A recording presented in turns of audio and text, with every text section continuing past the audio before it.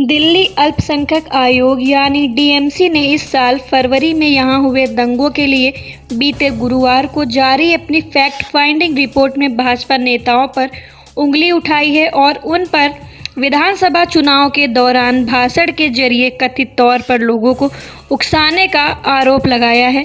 The wire के खबर और डीएमसी के बयान के मुताबिक पूरे दिल्ली विधानसभा चुनाव प्रचार अभियान के दौरान दिसंबर 2019 से फरवरी 2020 तक दिल्ली भाजपा के नेताओं ने सीएए प्रदर्शनकारियों के खिलाफ हिंसा भड़काने के वास्ते लोगों को उकसाने वाले कई भाषण दिए।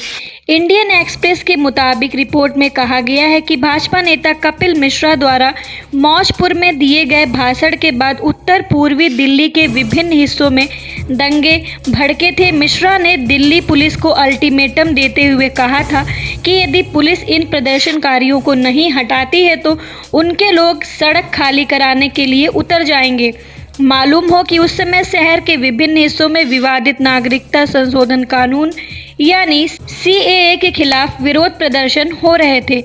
आयोग की रिपोर्ट में यह स्पष्ट है कि भाजपा नेताओं द्वारा एंटी सीएए प्रदर्शन को बदनाम करने के लिए दिए गए भाषणों के बाद दंगे भड़के थे।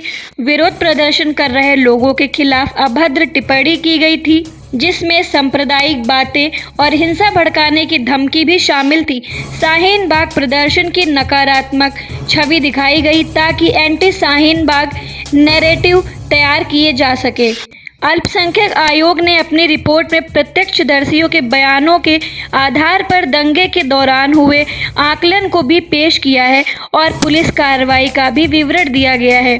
उन्होंने कहा, कुछ जगहों पर पुलिस बिल्कुल मूक दर्शक बनी रही, जबकि भीड़ लूटपाट, घर जलाना और हिंसा का कार्य कर रही थी। अन्य जगहों पर पुलिस ने उपद्रवियों को खुली छूट दे दी कि वे हिंसा का कार्य जारी रखें। कुछ उदाहरण यह भी दर्शाते हैं कि किस तरह से पुलिस और पैरामिलिट्री ऑफिसर ने उपद्रवियों को सुरक्षित इन क्षेत्रों से बाहर निकाला। रिपोर्ट को खारिज करते हुए दिल्ली भाजपा के प्रवक्ता हरीश खुराना ने आयोग पर अपनी पार्टी के खिलाफ आधारहीन इल्जाम मढ़ने का आरोप लगाया। पहले ही उपराज्यपाल अनिल बैजल और मुख्यमंत्री अरविंद केजरीवाल को सौंपी जा चुकी 130 पन्ने की इस रिपोर्ट में दिल्ली पुलिस पर भी निष्क्रियता बरतने का आरोप लगाया गया है। दिल्ली पुलिस के अतिरिक्त प्रवक्ता अनिल मित्तल ने कहा, हमें दिल्ली अल्पसंख्यक आयोग की ओर से अब तक कोई रिपोर्ट प्राप्त नहीं हुई है। हम इसका अध्ययन करेंगे और फिर प्रतिक्रिया देंगे। हालांकि दिल्ली पुलिस लोगों को आगे आने और शिकायतें दर्ज करने के लिए प्रोत्साहित करती है। हमने एक मजबूत सार्वजनिक शिकायत प्रणाली भी स्थापित की है।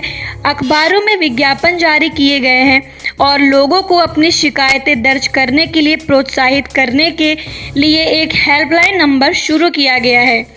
वहीं खुराना ने कहा, यह एक राजनीतिक रिपोर्ट है।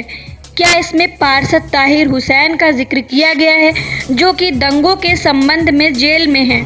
डीएमसी के कार्यालय में आयोग के अध्यक्ष फजरुल इस्लाम खान और 10 सदस्यीय फैक्ट फाइंडिंग समिति का नेतृत्व करने वाले एमआर शमसाद ने रिपोर्ट को जारी किया।